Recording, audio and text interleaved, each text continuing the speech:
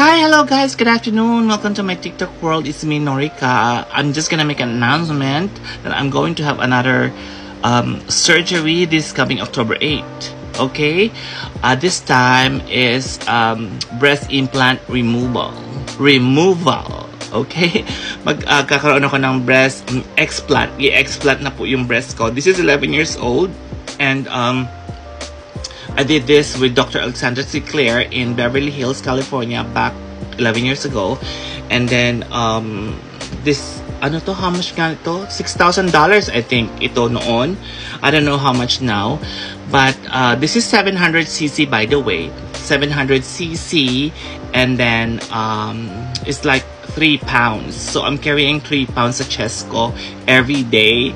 So, ang naging problema kasi is, itong breast ko, yung left breast ko, yung silicone, parang feeling ko pumupunta siya dito sa area na to. So, it's really hard. It's bothering me every time I go to bed. Gumagawa ako ng tamang posisyon just to sleep good. Sometimes, I don't have a good sleep kasi nga, this is bothering me. But this one is okay, just this one. So I decided just to take it out, and then putting another one is not an option. But who knows in the future? We don't know. But for now, papaalis ko muna just to maiba naman at for my health. I'm getting old, matanda na tayo, so taking it out is good for my health. Maybe yon, and it's really siguro makakatulong din to for my back, for my shoulder and everything, yung pain ko sa mga shoulder ko, sa back ko, and I hope so. I hope that the surgery will be a successful one. So pray for me guys. October 8 po ang surgery ko. So this time ang incision is gonna be underneath here. They're gonna open this one and then take it out.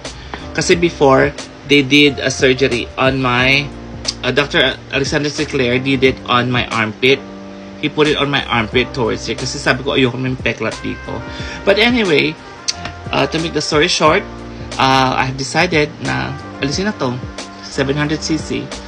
3 pounds. So, I hope it's gonna be a successful one. Okay guys, thanks for watching. At na-share ko lang naman for this time. At sana po, please follow me on my TikTok, on my YouTube channel, and on my Instagram, Norika Clem, and on my YouTube channel, Norika On Camera. Thank you guys for watching. God bless.